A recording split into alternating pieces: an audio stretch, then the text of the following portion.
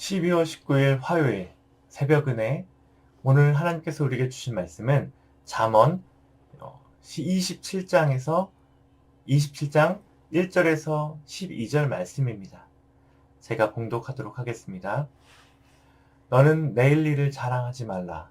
하루 동안에 무슨 일이 일어났는지 내가 알 수 없음이니라. 타인이 너를 칭찬하게 하고 내 입으로는 하지 말며 외인이 너를 칭찬하게 하고 내 입술로는 하지 말지니라. 돌은 무겁고 모래도 가볍지 아니하거니와 미련한 자의 분노는 이 둘보다 무거우니라. 부는 잔인하고 노는 창수 같거니와 투기 앞에야 누가 서리요.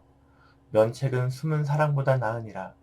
친구의 아픈 책망은 충직으로 말미암는 것이나 원수의 잦은 입맞춤은 거짓에서 나는 것이라. 배부른 자는 꿀이라도 싫어하고 줄인 자에게는 쓴 것이라도 다니라.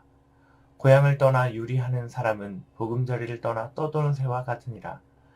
기름과 향이 사람의 마음을 즐겁게 하나니 친구의 충성된 권고가 이와 같이 아름다우니라. 내 친구와 내 아비의 친구를 버리지 말며 내 환난 날에 형제의 집에 들어가지 말지어다. 가까운 이웃이 먼 형제보다 나으니라. 내 아들아, 지혜를 얻고 내 마음을 기쁘게 하라. 그리하면 나를 비방하는 자에게 내가 대답할 수 있으리라. 슬기로운 자는 재앙을 보면 숨어 피하여도 어리석은 자들은 나가다가 해를 받느니라. 아멘. 오늘 말씀은 잠언 27장입니다. 그래서 이제 1절부터 12절까지를 이제 보았는데요. 오늘 이제 말씀이 주제가 이제 계속 한 두 절, 뭐, 4절, 5절, 뭐, 이렇게 이제 좀 진행이 되거든요. 그래서 이제 오늘 말씀을 좀 이렇게 전체적으로 한번 좀 쭉 훑어보면, 1절과 2절은 할랄이라고 하는 자랑하지 말라라고 하는 말로 좀 같이 묶어둘 수가 있습니다. 그래서 인간은 끊임없이 계획을 세우고 이 계획이 잘 되면 또 그에 이제 만족감을 누리잖아요. 근데 이제 이런 경험이 계속 쌓이다 보면 이것이 자신감이 되고, 아, 내가 내 삶을 온전하게 책임질 수 있어 라고 하는 그런 느낌이 들 수 있습니다. 이제 그럴 때 우리가 뭐 내일도 분명히 잘 될 거야, 뭐 나의 미래는 창창할 거야 라고 사람들한테 자랑하게 되는 거죠. 이제 그렇지만 미래를 주관하시는 이는 하나님이시고 내가 아니라는 것. 그래서 누구도 내일 일에 대해서 장담할 수 없다라고 하는 것이 1절의 말씀입니다. 우리는 겸손하게 하나님이 허락하신 형통에 감사해야 되는 거죠. 그래서 2절은 이제 내 형통을 이제 입으로 자랑하지 말고, 입으로 자랑하면 결국 교만이라는 거잖아요. 그래서 내가 자랑했다고 말하는 것 자체가 내가 했다고 사람들한테 떠벌리는 것이 되는 것입니다.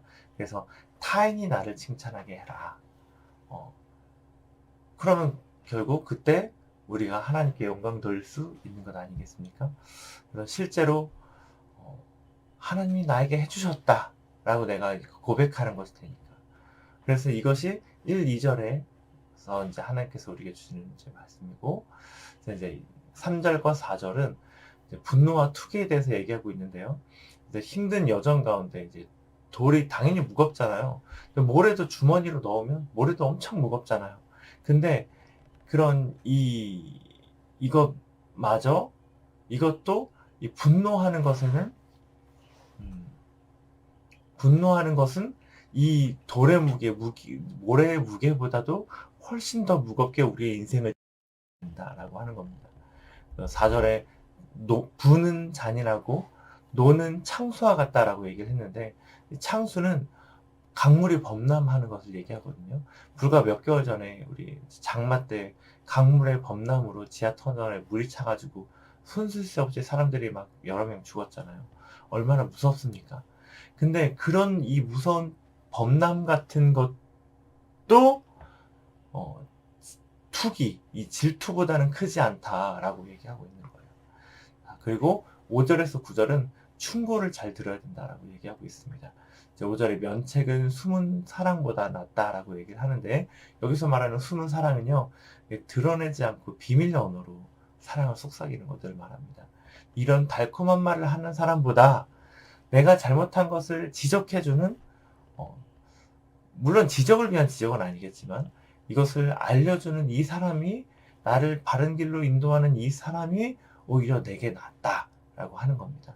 6절도 동일하게 내가 듣기 싫어하는 책망을 하는 친구의 책망이 나를 넘어뜨리게 하는 이 원수의 입맞춤보다 낫다. 악인의 입맞춤보다 낫다라고 얘기하고 있는 거죠.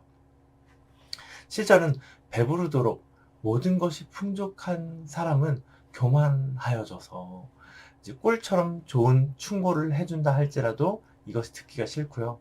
마음이 가난한 자는 듣기 거북한 충고더라고 할지라도 겸손하게 받아들일 수 있다라고 하는 말입니다. 8절은 고향을 떠난다는 표현이 나오는데요. 이게 히브리인들에게 땅은 되게 중요한 의미를 가지고 있거든요.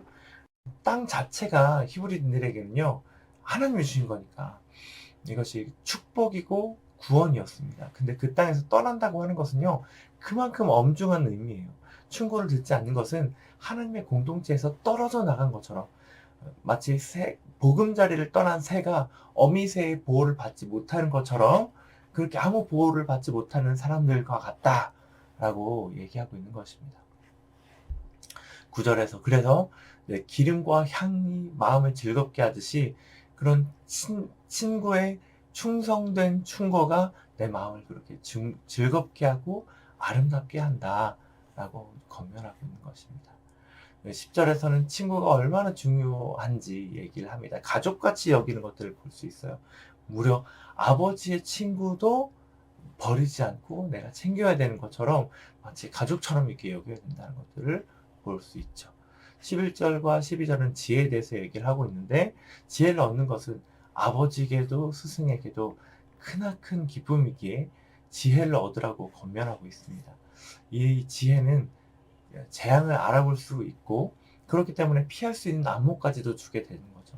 어리석은 자는 재앙인지도 모르기 때문에 마주하다가 큰 피해를 받게 되니까, 그래서 재앙을 알아볼 수 있는 그런 지혜를 가지라고 말하고 있습니다. 네, 이제 전체적인 내용에 대해서 한번 쭉 훑어봤는데요. 그래서 이제 간단하게 오늘 하나님께서 우리에게 주시는 메시지를 한번 이제 보자면, 첫 번째 하나님께서 우리에게 주시는 메시지는요, 자랑하지 말고 감사하자입니다.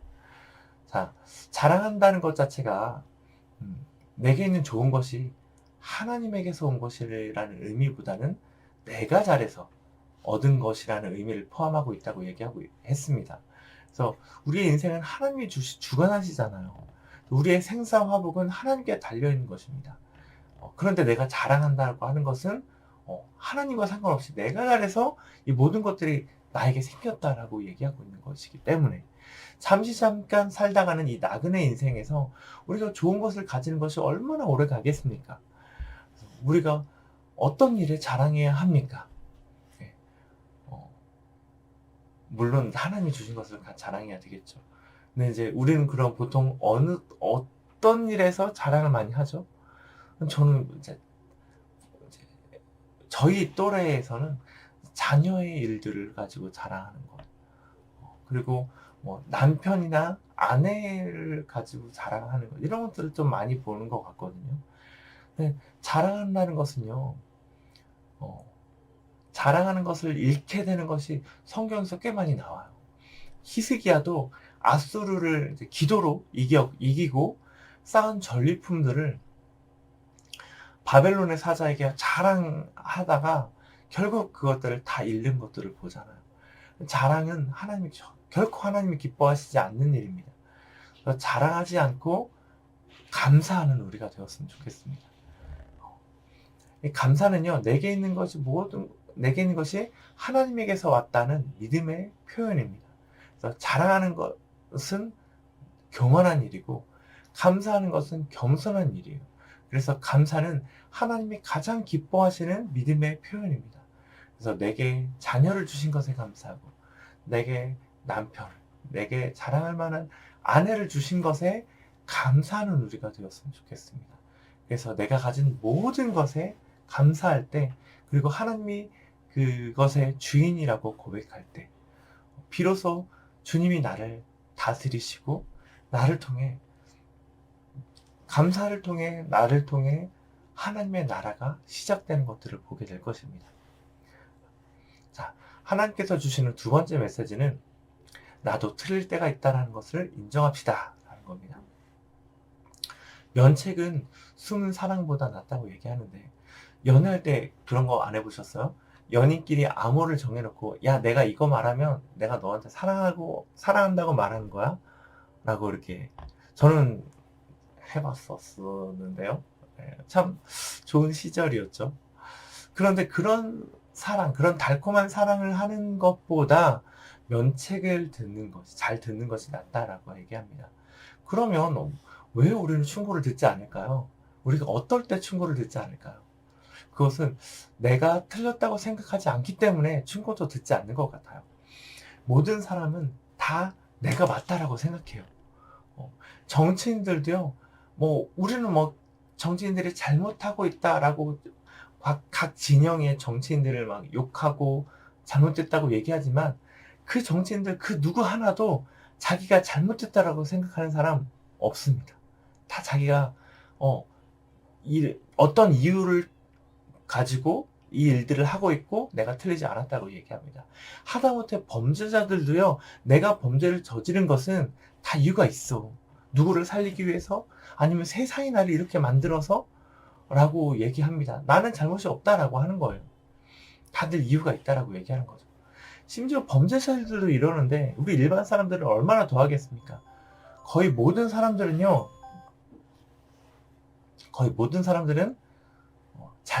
내가 잘못한 게 없다라고 생각합니다. 그러니까 충고를 듣겠습니까? 듣지 않죠. 너가 나한테 이런 충고를 해? 내 상황도 잘 모르는 게? 이렇게 생각을 하게 된다는 겁니다. 물론 무지성으로 하는 비난까지 받아들일 필요는 없습니다만, 다른 사람의 쓴소리도 받아들일 수 있는 마음의 여유가 우리에게 있었으면 좋겠습니다. 근데 그것은요, 나도 틀릴 때가 있다 라고 하는 것을 인정할 때 시작될 수 있습니다. 다큐 프라임이라는 그런 프로그램에서 나온 이야기인데요. 실제로 인간의 뇌는요, 자기가 착각하는 것을 자각하지 못한대요.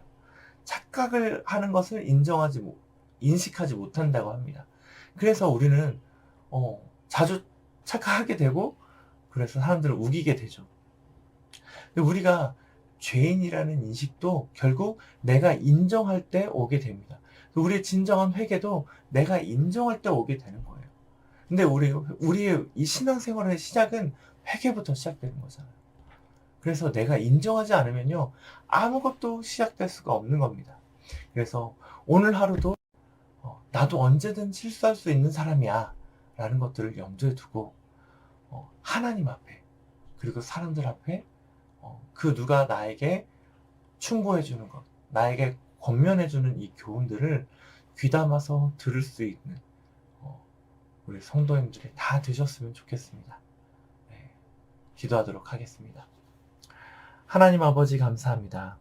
오늘 말씀을 통해서 나에게 하나님께서 주신 것들에 대해서 내가 자랑하기보다 감사하는 삶을 살 수 있도록 하나님 인도해 주시니 감사합니다. 또한 주님께서